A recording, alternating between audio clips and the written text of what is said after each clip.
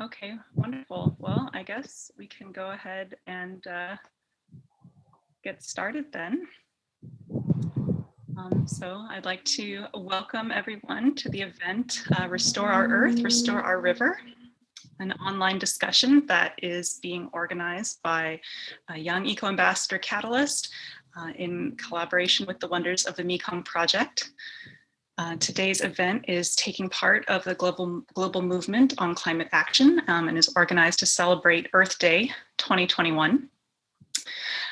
As part of this event, we have a panel of guests from different media organizations, conservation organizations, and educational institutions who we have invited to share their personal stories and experiences related to river conservation, and also to exchange perspectives and knowledge on what could be done both from a personal and also from an institutional level for a better and healthier future for the Mekong River. So first I'll introduce myself. My name is Erin Lowry. I'm the Communications Director of FishBio, a fisheries consulting company that's based in California, but is focused on fisheries research, monitoring, and conservation worldwide. And we have several projects in Southeast Asia, including collaboration on the Wonders of the Mekong Project, which is a co-organizer of today's event. So I would next like to ask our speakers to introduce themselves. So if you could give us your name and occupation and a summary of your work. So we can start with Dr. Zeb Hogan. Hi, everyone. My name is Dr. Zeb Hogan. I'm a research biologist at the University of Nevada, Reno in the United States.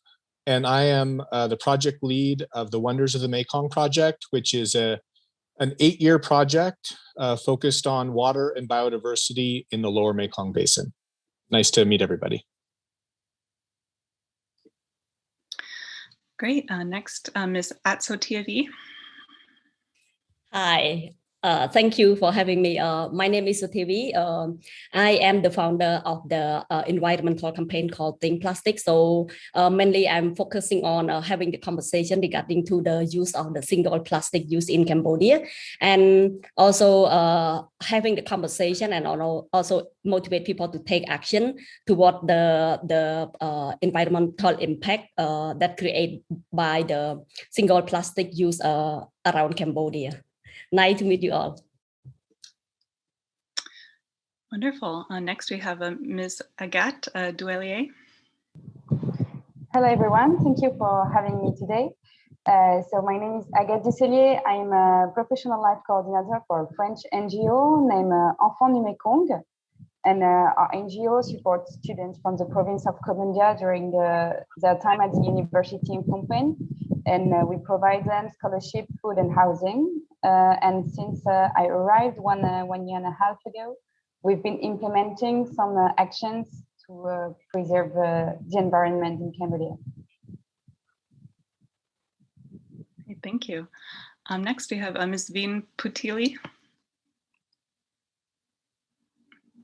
So hello, my name is Putili, and I'm currently a communication officer and digital content at Young Eco Ambassador. Great. And next, Mrs. Che Sila. Good morning and good evening. My name is Sayla. I'm a project manager and coordinator for Wonder of the Mekong project. It's funded by the USAID, and I just joined the Wonder of the Mekong in 2020. So it just started last year, and I'm happy to talk today, and thank you. Wonderful. And finally, Mr. Meng Kim Long. Hi, hello everyone.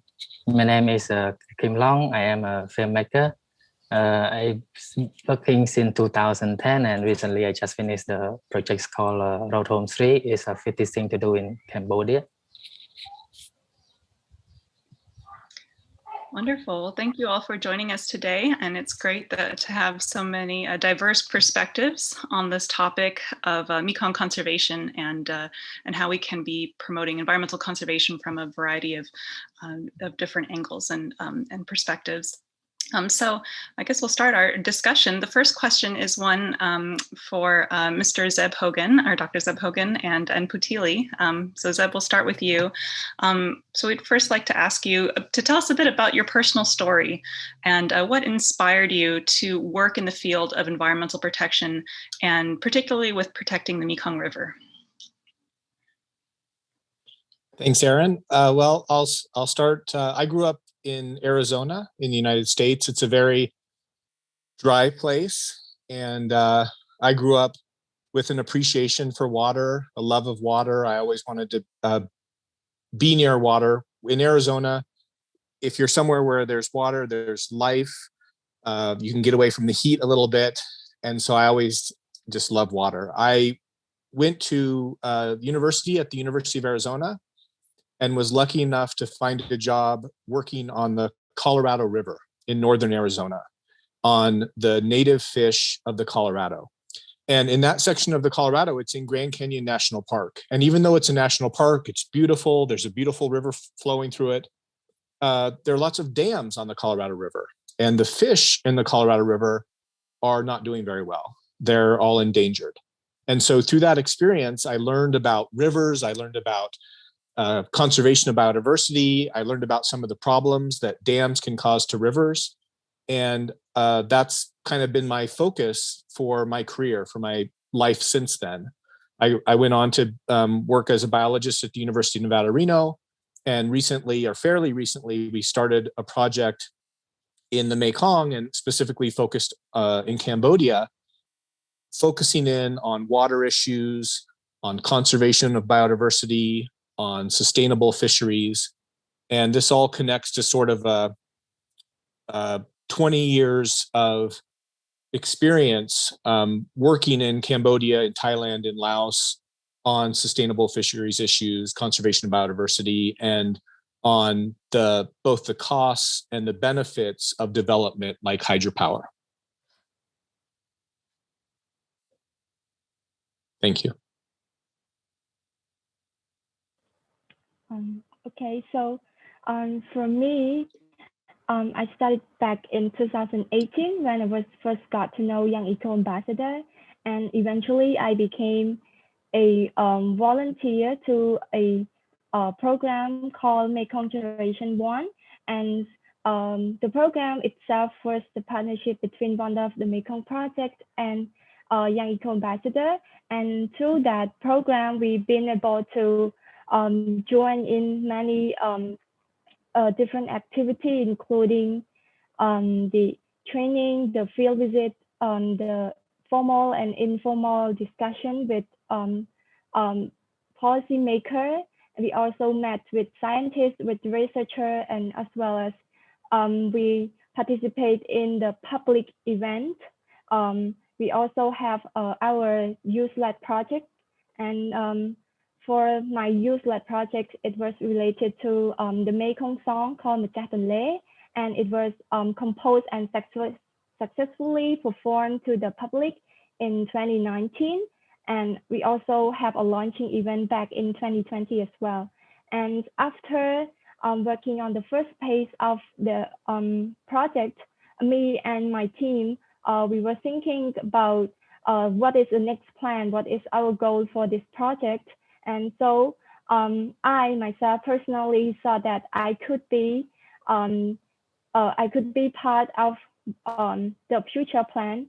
I can make it happen. So I decided to join Young Eco Ambassador as a full-time team.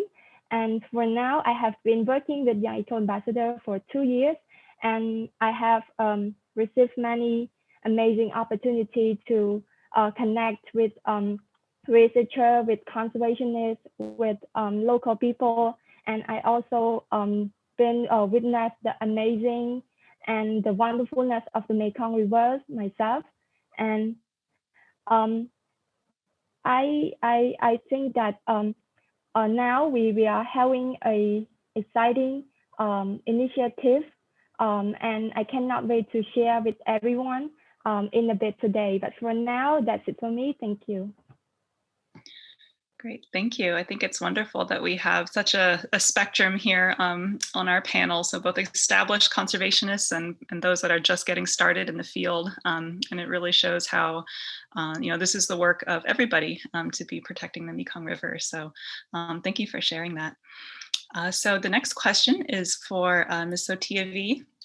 So I was wondering if you could tell us a bit about your journey to start your awareness campaign related to river protection through your social media platform. Thank you, Erin. My journey just started lately in early 2019. But for me, like personally, regarding to the river, like I'm grew up along the Mekong River, like Kampong Cham province. So I have been like really close relationship with the river. Like on the river how it is. So for me, like Mekong River is part of my life, right? Growing up, watching how it kind of like impact to people like who living around along the river, and not until sometime later in 2019 that I kind of like come out to the public and then start to like have a voice and share my opinion on how like people here in Cambodia do things regarding to their waste, plastic waste around Cambodia in general.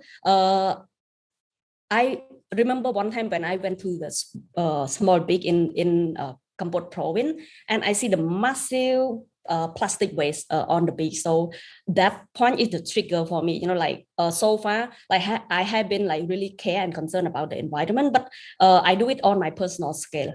But at some point, when I see all those things on the beach, I feel like, okay, I cannot hold it, like take it anymore. And then I think I need to talk about it. Like if at least somebody need to talk about it and create a conversation, because like if we like keep doing all this, I think sooner or later, like in a very short future, we might destroy everything that we have, like our beautiful river, our beautiful beach, right? And so that's why I'm start to running this campaign on Facebook. So I start to tell different story, and also at the same time like create a conversation, and also like give the floor to people, especially the young Cambodian, start to thinking about their behavior, everyday behavior regarding to the way that they're dealing with their plastic trash, and also the way that they consume it, and also create another conversation on how can anyone be the part of the process and be the solution. Like I believe that everyone here is the creator of those plastic trash, so they can also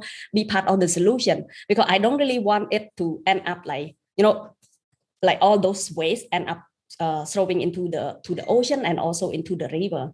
And I also want to have like a bigger conversation of, like guiding people the way that they think, like where are their trust go, like their plastic waste go. Let's say if you live along the Mekong River, the practice that I always see when I grow up is like they have a pile of trash along the river bank, and every year it was away when the water come in, right? The water right up and then it was away. So have anyone ever consider like where are they end up? So I want to have this conversation and hopefully let people thinking about it a little bit more, and then start to have, contribute, and then together we can bring like a better change for Cambodia regarding to the issue. So that's all for me.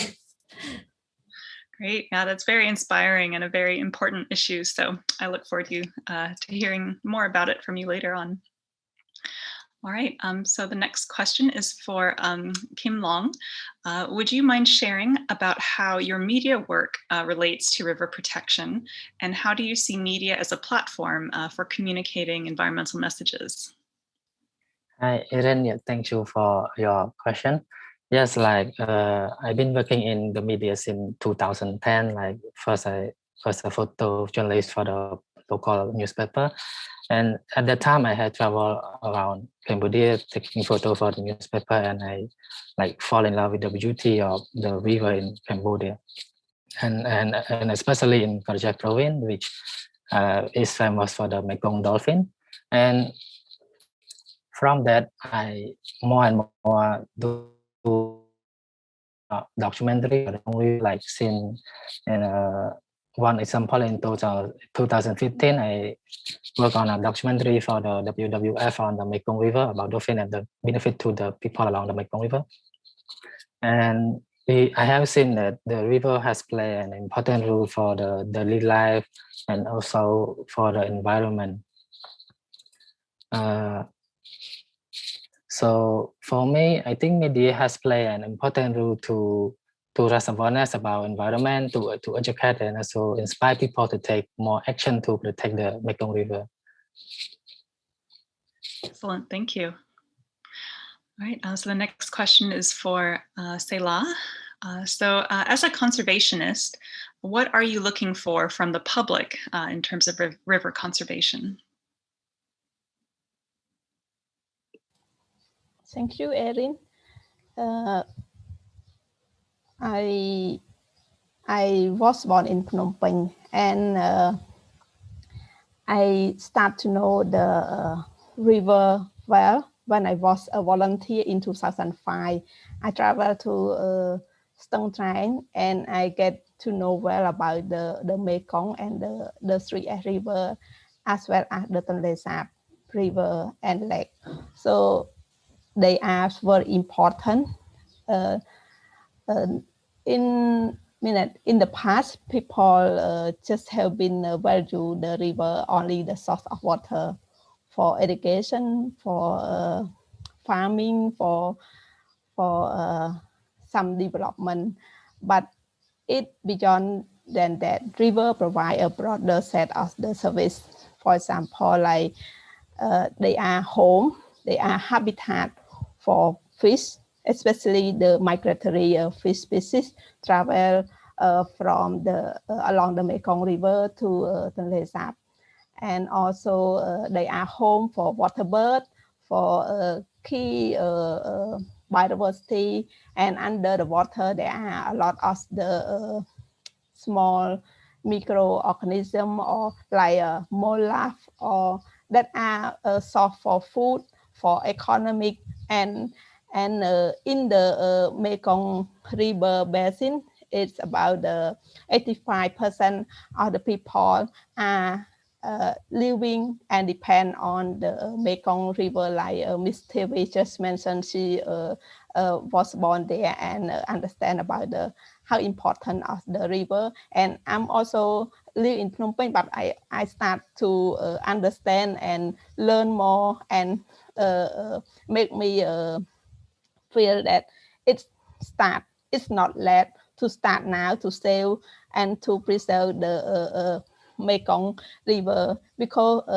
they are like a natural wetland that can observe the carbon dioxide, and also they can protect control the flood when and also cool temperature when we have enough water, and also is the home for the complete reproduction cycle.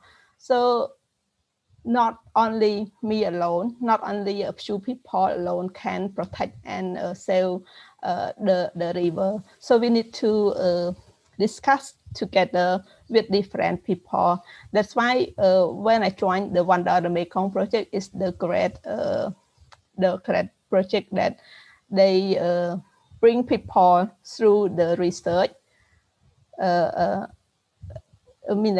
Bring people to understand more through the scientific research, and support students to deeply understand, do more research about the biodiversity and Mekong. And also we try to give more knowledge, provide additional more knowledge in the from the simple like fish coloring book to technical report, something like that.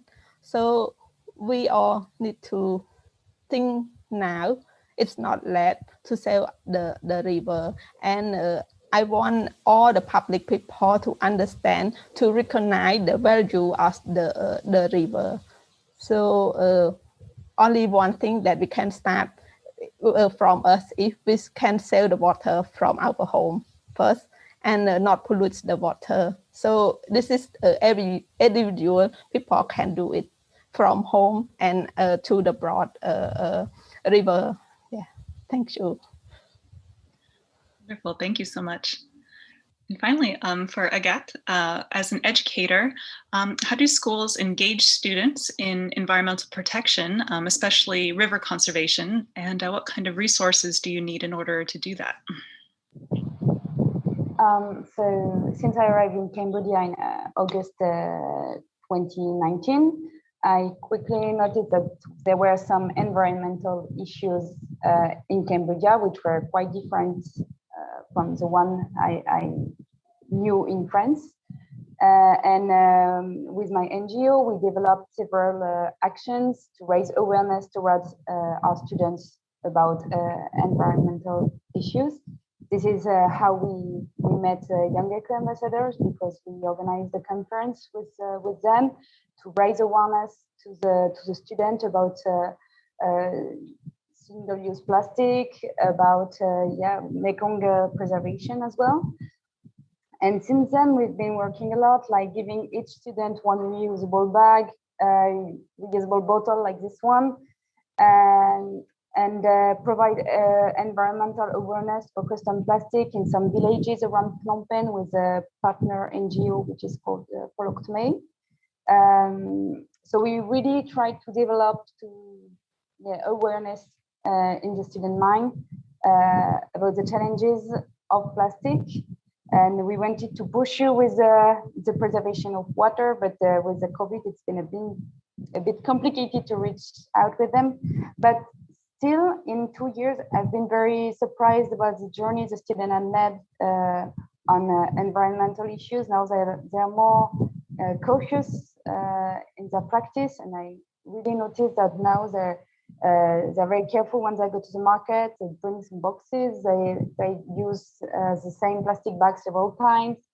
So we still have a lot of work to do to limit our environmental impact, but I think generation after generation, the students are more and more aware of the environmental challenges, especially the one focused on plastic. Thank you. It was wonderful getting all those that background from all of you about the important work that you're doing. And for this next question, it's basically a question for all of you, just the general heart of our discussion today, which is what could be done to spread more awareness about the Mekong River in Cambodia, and what are actions that people can take both at an individual and at a collective level in order to help the river. So sort of a broad open-ended question, but hopefully we can have some good discussion around that topic, in relation to the work that all of you are doing. So Zeb, would you like to tackle it first?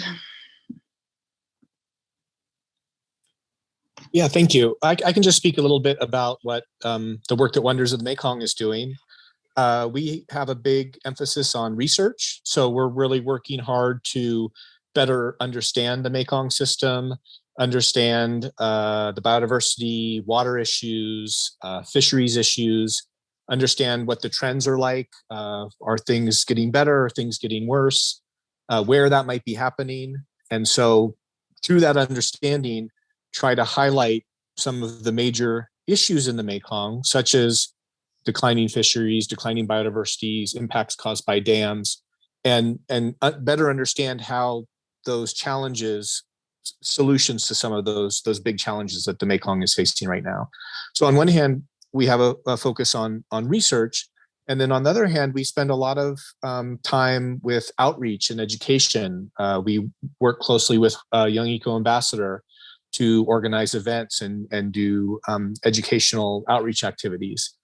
And so with the education and outreach, we're really trying to reach as large of an audience as possible. We do media stories. We work with National Geographic, focusing on both Cambodian audiences and international audiences. And then we work with partners to go into schools or into local communities with educational materials to try to provide people with information about all of the amazing attributes and all the important values of a healthy Mekong River. Thank you. Thank you. So Tiavi, What do you think could be done to spread more awareness about the Mekong River, and what can people do to take action themselves? Thank you, Erin. For me, I think Mekong River is part of like some Cambodian life who living like along like the Mekong River itself, and people generally know that it is play very important role in people who living along the Mekong River itself, and also people like the province that around the river. However, when we looking into the behavior of protecting the river, I think sometimes people kind of like forget about it a little bit, because for generation we can see that the river kind of like cure itself, you know, like the nature kind of like be able to solve its own problem. But in the past, when I was very young, I noticed that the river don't have this kind of like problem like what we are having now. That I'm only focused alone on the plastic problem. Like before, every year during the water, like high water season, all that I can see when it flow from the upstream is all those like tree, you know, like the dead tree that flowing from the upper part of the Mekong River and down to the lower part, right? But right now, if you go and observe, like you can see plastic along with all those things, and less tree that floating around the river, but like more plastic trash. So I think this is time to kind of like draw attention to the Cambodian public, try to see in a bigger picture that we as the human being get benefit from the river. At the same time, we destroy it without knowing. Some people do it unintentionally without like trying to understand the impact of it. So that's why we need to have the conversation. So what I trying to do right now, like try my very best to giving people this information regarding to the plastic, like having the simple conversation of, let's say, how long will the plastic last in our environment. This still new to people when we're talking about like, okay, this can be last a year, it can be last more than, I don't know, like 100 years, right? Like it's a simple thing that they use every day and they throw every day into some random place, and some of them are thrown into the river. Like they don't even realize that it can stay there like even longer than their life, you know, like so that I think this is an important message that the Cambodian public need to aware, and also know that like year by year we might heard people say like we have less fish in the river. I think so far what I really appreciate what the Mekong Wonder project have been doing is start to like highlight the resource from the Mekong River. Like we know there's fish, like we can get ton of fish, but we don't really know so much about like the way that like each fish is being like how they live, what is their way of growing, you know, we don't really know that much a lot. And I think the next generation need to understand that, so they be able to pay more attention to what that we already have, and then how they can take action in order to have a bigger conversation. And I think knowledge is the key, and also like having the people start to have the conversation around the issue. It another way to lead to the action. I think what I really like that people to see more in the bigger picture is to see how the light in the Mekong River change when, let's say, the guy, like the fishermen go on the fishing net. Like before they only catch fish, but right now they catch plastic along with the fish. Like some of them like catch more plastic than the fish. So this is something that I really want people just to look closely into the issue. You know, like not only just the fishermen who live and get direct benefit from the river get impact from this, but we also get impact, right? I think Cambodia not even start to have the conversation about like microplastic, you know, like from the fish. We don't start talking about that yet. And I think if we start talking about this, like Cambodian, like I think gonna be very scared, you know. So for me, I think it's really important that we have this conversation, and also like keep the message is going, and also like keep it in a very positive message, because Cambodians sometimes don't really like anyone to offend them. So for my approach, I don't really like you know, throw the water into anyone's face. You know, it's just like we just take a moment just to reflect, right? And from there, like we encourage people to willingly walk into the conservation space and do every little thing that they believe that in their power they can do. Because I do believe that's not only like people here sitting in the room that have a very strong background with biodiversity or environment that be able to do things regarding to the protection. Like I myself, I don't really have background in environment, but I do like the environment, I do protect and I do care. So I'm just coming from the different background, doing so different thing. And what I'm doing right now, it's not even my part of my job, right? It's just my passion in order to spread out the message. So I want to put it something like this, like make it very simple to people out there that like within your own power, whatever you are come from, whatever you are doing, you still have, you know, like if you want to make any impact and change, you can have a voice. And if you start a conversation, the ripple effect will go. This is what I believe. Thank you. Thank you very much. So next to Agat, what do you think could be done to raise more awareness about the Mekong River and conservation? First, I would like to say that what Sothebi just said is really found an echo in me, because I've been talking with the students a lot, and most of them, they come from poor families who live from the fishing. So they can see this problem, like the plastic everywhere and less fish in the rivers and with the lake. And also they have this behavior, like not like throwing cans, throwing plastic bottles, because they saw their parents or their grandparents doing that. So they don't make the connection between their behavior, the daily behavior, and the impact on the water and the river. And this is why in the NGO we try to teach them and show them that, yes, when you put the plastic down the earth, it can be in the water one day, and it can impact the daily activity you have for the living. So for me, information is key, and people really need to understand the major role of Mekong River in their daily life, and to measure the impact of their behavior, to change it. And if they cannot understand it, I think they cannot take care of it, because they don't understand. And also, I think people are not fully aware of the link between water pollution and health issues, because this is a major problem. And we all know, especially right now, that health is a very important topic. And yes, I think the link between the water pollution and the microplastic and the fish we eat can have an impact on our health if it's full of plastic. It has to be explained too. But also, I really believe in the positive way of sharing the information. I think it's better to understand. It's not good to make people feel bad about their behavior. So we have to be very careful in our communication, and also we have to provide solutions, because you cannot tell someone that what you do is not good, you should behave differently, but not propose any solution. So this is what we try to do in the school, like giving the opportunity for the student to have some materials, reusable material, before saying, okay, now in the center we want to implement a no plastic policy. So now that you have the bottle, you have the plastic boxes to take the food, reusable plastic boxes. You have the reusable bags. So now you have all the material, and you don't need to use plastic anymore. So a single-use plastic, I mean. So be careful about that. And step by step, I think we can encourage people to be more responsible in their daily life behavior. Great, thank you.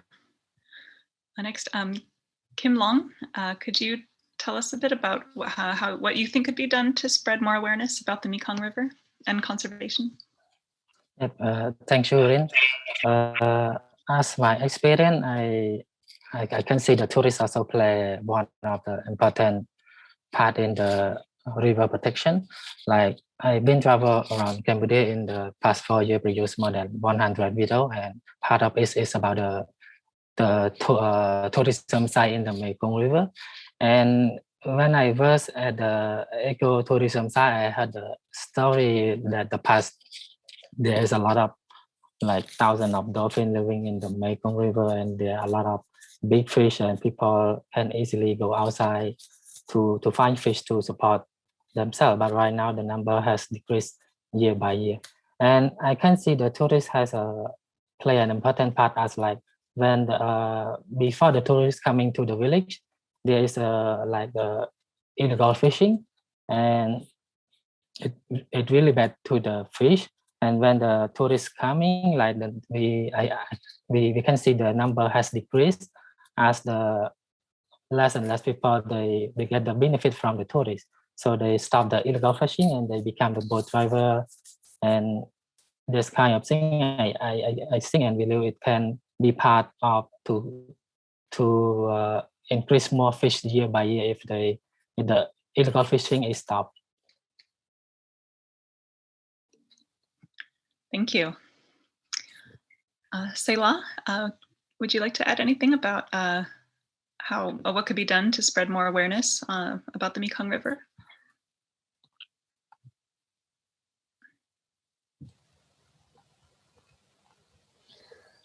To me, I just observe two things. In the past, the old people, they use one, when they go to the rice field, they just use the cattle and bring water from the river or pond nearby their rice field and boil at the rice field. But now, right now, not only the people in the city that use the plastic bottle for drinking water, but even though in the rice field, they buy the bottle, the plastic bottle to drink and then throw it into the rice field. And I'm so shocked when I visit my relative in Svay Rieng and around the rice field are plastic. When I see from the far distance, I think it might be some bird. It's why in the rice field, but actually it is a plastic. And another one is the bag of the chemical fertilizer that they just use and that throw in their rice field.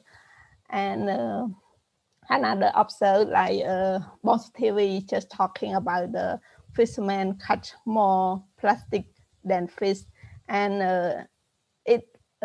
I saw by my eye. Before I don't believe, but when I visit the dive fishery and the fishermen, because in the report and based on the studies, there are a lot of fish caught by a dive fishery. But when I was there in October, November, and December in 2020, there are a lot of cut of the plastic waste from the Tonle Sap River. It shocked me, and what happened? Where our fish? Where are the freshwater fish? And people, the fishermen just cut a lot of the plastic waste. It's very important that we produce the topic, the story related to the issue, and broadcast to the public through Facebook, through other social media, and bring people to understand what a situation right now about our river. So many people also start to aware about this. And another one, not only aware, but about the behavior change. People need to do something to change their practice. Before, they just use the banana to wrap something, and also when I when I was young, when my mother asked me to buy the ice, so they use the water hyacinth thing to tie the eye. But right now they use the plastic bag to carry the eye, and so something changed, and people need to change their behavior. Like before, they can boil the water to drink at the rice field. Why now they need to buy the water from the plastic bottle to drink in the rice field? So we need to do something broader and broader, and the target is to change their behavior. Yeah, thank you. Thank you. Yeah, those are very important points. So Putili, we've been talking about raising awareness about the Mekong River, and I understand that you have a resource to share with us about that. Yes, so thank you. So I am totally agree with what everyone has been saying about plastic, about sharing information, and about behavioral changes of the people, and that those activities are what the Young Eco Ambassador are doing, and we are working toward a collectively actions that everyone can be take part of, and linked to what I have said above on behalf of the Young Eco Ambassador team, we have been working on an exciting initiative to spread awareness and take part in river conservation. So let me tell you about this initiative, and because throughout the partnership with the Wonder of the Mekong project, we see the need to develop a platform that people can use as a learning resource, and we also need to continue the momentum of sharing the knowledge, sharing the awareness activity, and engaging more people in river conservation actions. So let me introduce everyone to Mekong Wonders website. So as we work with several partners to empower youth,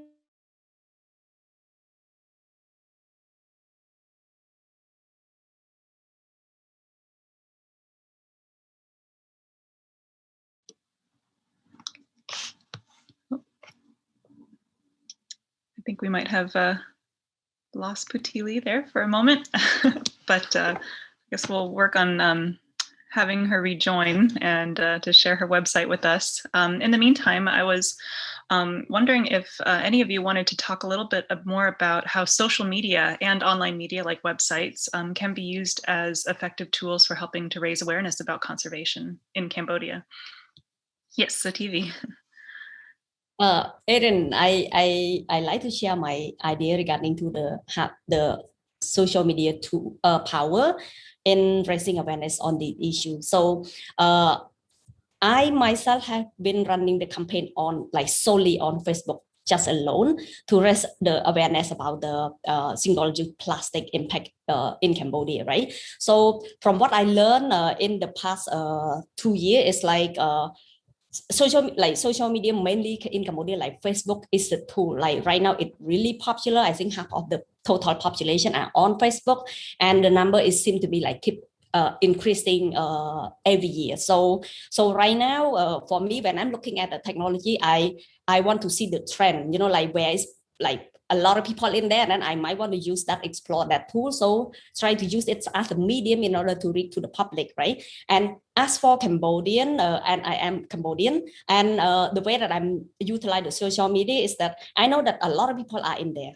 However, when you're talking about conservation, environment, plastic pollution, there's a lot of conversation, but mainly they are in English. So I think a lot of folk out there, especially people who live in the province, don't really have enough skill in order to understand those content. So this is what I learned, right? So for me, I'm start to making a lot of content, all of my content are in Khmer, and I don't even do subtitle. A lot of people asking me okay, is it good content? Why you are not subtitle it so that everyone else can understand? So I just put it in a very simple way that I mainly target Cambodian and the majority of people that are already left out before, So this is the target group that I'm trying to reach. And for me, the thing that I learned from social media is you speak true to what is the need of the people. If you see the content that being created around this issue, some content very resonate to people, but some really don't, because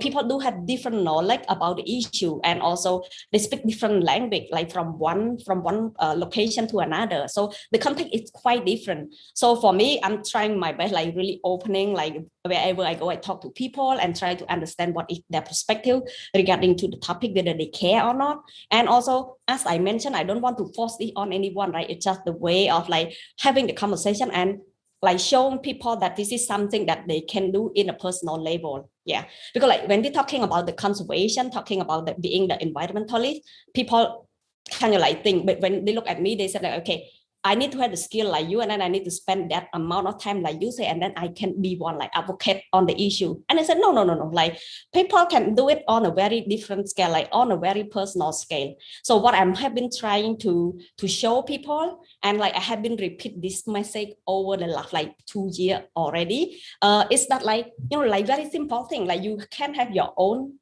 water bottle like everywhere.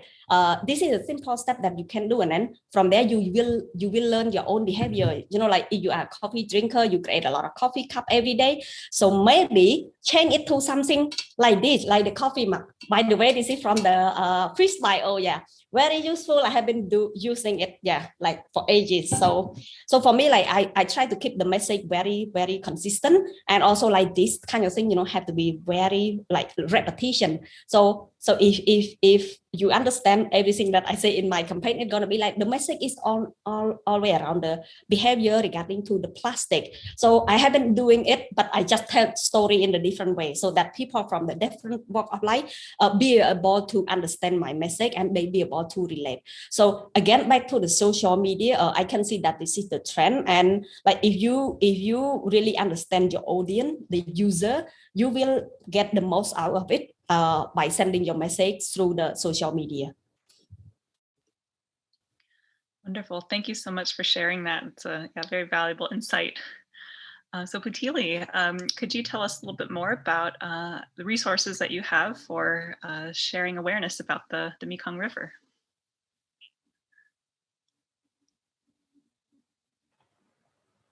Okay, so link to what I said, I have said about the learning resource.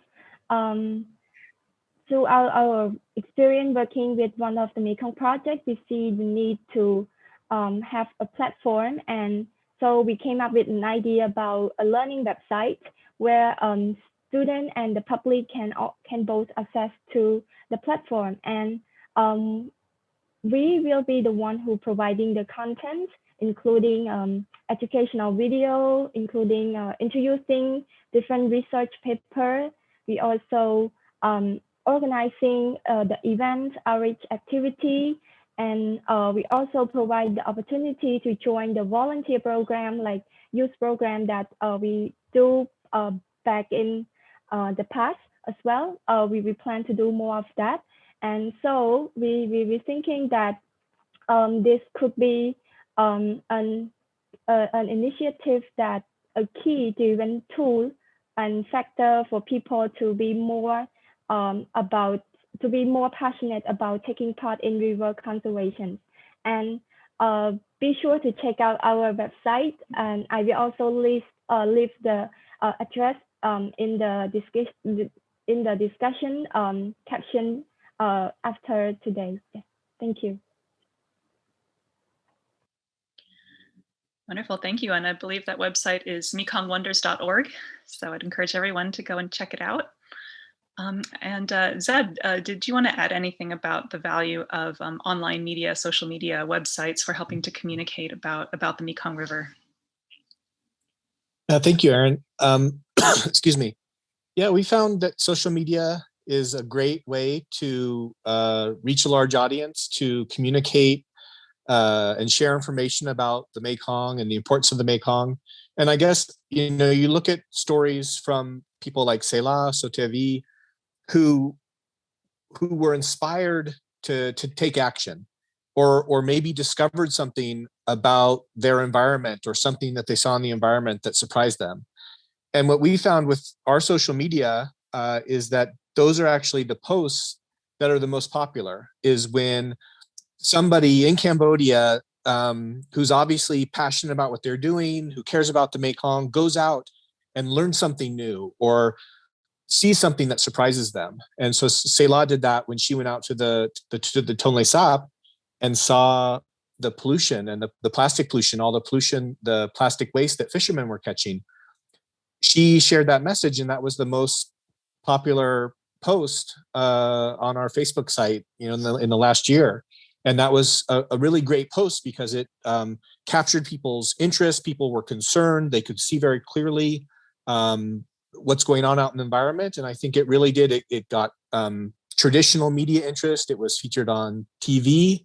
And so it was a great way to share information. And in fact, our whole project up until the launch of this website, which we're very excited about, we shared all of the information from our project, all of our research, all of our events, everything that we create, we share on our Facebook site, because we, like Sotebi was saying, it's a very effective way of getting information out there. Everything is in English and in Khmer. And I go check out the website almost daily, and I learn something every time I go look at our own website. So it's a great way to learn and a great way to share. And it's accessible to everybody. Thank you. Thank you. Do any of the other speakers have anything that they would like to add about the value of social media or online media in being able to reach Cambodians with environmental messages? Erin, I want to jump in a little bit just to elaborate a little bit more on the power of the social media. I think we do agree across the board that this is really powerful tool in Cambodia. But I also see that having the awareness campaign on the social media alone, sometimes it's not really give the impact that you might want to see, right? So Agate, sorry if I say your name's not right, was mentioned earlier, and also Pili was mentioned about the outreach activity, the school ground activity. So I think this is really important as well, because the way that people get knowledge from social media, sometimes they don't have any motivation to put it in action. So for me, I use the tool in order to communicate with people, but I also want to motivate the action, because without the action, you just get the knowledge and it just there, hang in there, and then there's nothing change, right? So for me, I don't really have the ground-based outreach activity, but however, I try to encourage in the personal level that people who engage with the campaign, do something in their personal level, and then they share the story with me. So the way that I use the social media, it's not only from me as the broadcaster, sharing the message, but I also want to hear from people. So far, people kind of want to share their story, the way that they change in their daily life, the way that they use the message and then put into practice. So for me, I want to highlight story of those, because if you see someone among your friends have the understanding and then do so, that message will go on, right? And you want to do the same, you might want to do the same thing. So I think social media is one thing, but the ground-based activity, what YEA Catalyst have been doing, it also very important, so that we still can keep the message going, and also the behavior change on the ground is going as well. Thank you for sharing that. That is a very important point, that we need not just awareness, but also action on the ground. So do any of the other speakers want to share about how you've been able to mobilize how to people being able to take action?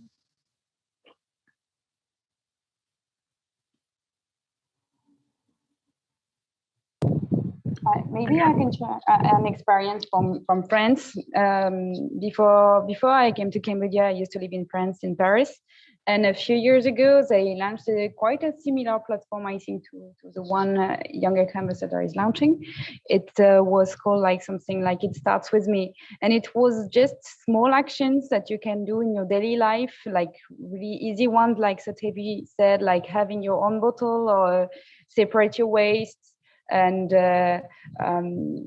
spend less time under the shower, something really easy. And it was really impactful and easy for the people to take action, because it was just small steps, and there was an app, so you can have challenges on the social media. And something I wanted to point out is it's important to have leaders, to have examples to follow. And this is something I noticed in Cambodia, because when I arrived with all my ideas and a way of thinking which were from France, my first point was, okay, I have to find some leaders, some example in Cambodia. And this is why I contacted Young Eco Ambassadors, because I'm a French person, I have my own habits, and what I have to to share with the student is quite different kind of way of thinking. So I have to find some leaders, some examples, some NGOs in Cambodia, which are yes, led by Cambodian people to share with the student, because my point of view and my experience is not the same than the one of the students. So 2 points, I think this platform is going to be very, very helpful for the students, and we are working on it with Young Eco Ambassador. I really hope that the students of our NGO are going to contribute to this platform and be good leaders and good examples for their communities after. Thank you. Thank you for sharing that. And we've talked a bit about, the importance of knowledge and information for encouraging people to act. But a few people also talked about the importance of inspiration and, helping people feel this personal connection, this personal sense of responsibility. Kim Long, I was wondering if you could talk a little bit about how films or media can help, create that emotional connection between people and the environment. Thank you, Erin. As my experience, I can say like sometimes we don't know like what we really have. We just like if they know more, if they learn more, they will love it more. That I think it is important to make more and more video about the environment, about the tourism, because like when people they travel more, they take more action.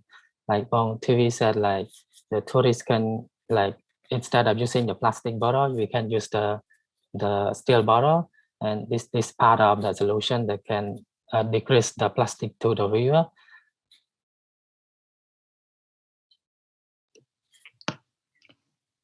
Great. Yes, thank you. All right. Does any of the speakers have anything else that you wanted to add about this topic that we haven't discussed yet?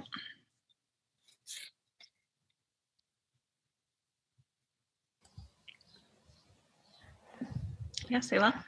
Yeah, one more thing that I would like to add to Mr. Kim Long about the tourism, and we now try to promote ecotourism, and we should build more awareness and what is the ecotourism mean to the tourists, because in Cambodia most of the tourists, local tourists, they visit the ecotourism site, but they try to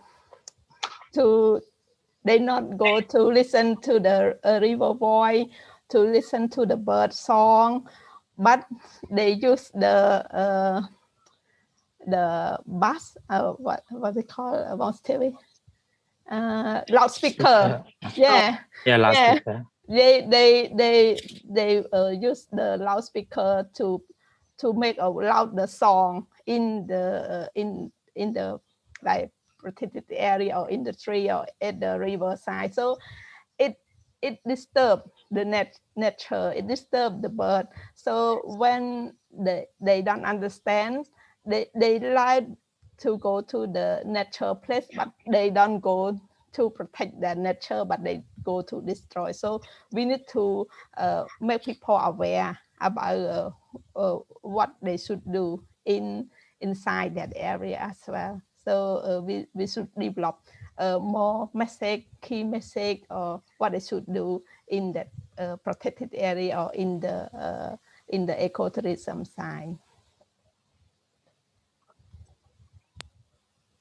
Erin, I think one more thing that I want to add. I think there's a message that we might want to put into people's head, like Cambodians' head, is like, where are the water, our water come from, right? So where is the source of water? I think some people not even ask the question, because when they just open the tap and then they get water, right? So they sometimes not even ask like the root, like where it's come from. So I think mainly like for those who live in the city, like we get water from our Mekong River, right? So they also observe that sometimes the river is clean, sometimes it's not clean. So they do observe that, but whatever water that they get in that daily use is clean, right? It's very clear, even though like if you go to the riverside right now, the water is not clear, but the water that you get at home is clear. So I think it's really important to like teach people about the origin of where things come from. So from there, like people will pay more attention to what they are using, what they are consuming.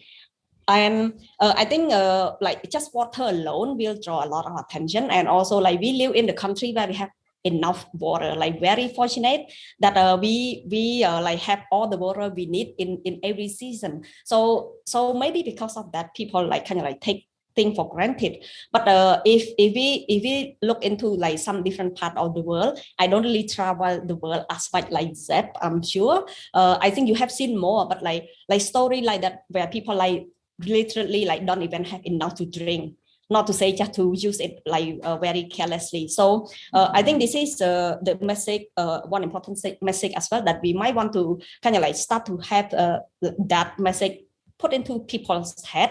And then so from there, you know, they will taking care of the source, which is our Mekong River, right? So I think this one can be a very interesting angle to kind of like capture more people's attention and like playing their part in order to protect what they are using every day, you know? Definitely. Yeah, understanding the source of our water is a very, very important issue that's worth raising awareness about. Well, I think, you know, on that topic of messages, since we are, this whole discussion is about, you know, raising awareness about the Mekong River and about the environment, I think I'll end by asking each speaker, what is one thing that you would like everyone to know about the Mekong River or about the environment in Cambodia? So I'm giving you a minute to think about that. I just want to thank you all for joining us. And it's been a very productive discussion today, I think. We've talked a lot about the importance of, you know, building a sense of knowledge and awareness about this precious natural environment that we have, and especially in Cambodia around the Mekong River, and that if people can understand what they have, and that they can grow to love it and have a desire to protect it as well. And we've talked about the importance of having those positive messages to encourage people to take action, and showing people that there are, in fact, possible actions that they can take that are within their reach, and that all of those cumulative individual actions can actually have a big impact. So I want to thank all of you for the work that you're doing around these important issues, and to encourage everyone to check out the mekongwonders.org website. And so with that, I guess I'll start with Zeb. Is there you know, one thing that you would like everyone to know about the Mekong River? Thanks, Erin. Yeah, I'd like people to know what an extraordinary and important river Cambodia has. The Mekong River is one of the most important rivers on earth. It has almost 1,000 different species of fish that grow up to 3 meters long. There are extremely productive fisheries, millions of tons of fish harvested from the Mekong River every year, and Cambodians eat more fish per person than almost anybody anywhere in the world. So it's an incredibly bountiful system, very important. People have depended on the Mekong River for thousands of years. The Angkor temples are on the edge of the Tonle Sap, which is connected to the Mekong River. So it's an incredibly important, extraordinary resource that I hope everyone will appreciate and enjoy learning about. And then coupled with that, as people learn about the Mekong and appreciate its importance, also learn what they can do to protect it and what's needed to sustain that bounty that the Mekong's been providing for so long. So that's my message, is for everyone to appreciate the Mekong for the incredible river that it is, and do what they can to learn about it and protect it. Thank you. Thank you. Putili? Yes, for me, I think I want people to feel the connection between the river. For me personally, maybe I don't grow up next to the river, but from the experience that I have been joining with YEA and one of the Mekong projects, I can feel that connection. I can feel that we are all on this planet Earth together, and we have to take action. We have to learn. We have to share everything with everyone so that they can be part of the collective actions that we are trying to achieve, is to preserve the healthier Mekong River. Yes, and thank you. Thank you. Kim Long, is there a message you'd like to share? Thank you, Erin. Yes, for myself, I think we should be we can travel, but be responsible tourism, like try to decrease the plastic as much as possible. Yes, great, short and sweet. That's wonderful. Sagat? So something I would like to say from my experience in the NGO is that Cambodia is very lucky to have such a young and powerful generation. And when I see the student I work with every day and the discussion we have and the ways that they address the challenges that we discuss together, I think there are a lot of hopes for Cambodia, and I'm very proud of the young people I work with every day. So yeah, I think with the new generation there will be a new dynamic in Cambodia. I really think that. Excellent, thank you. Selah?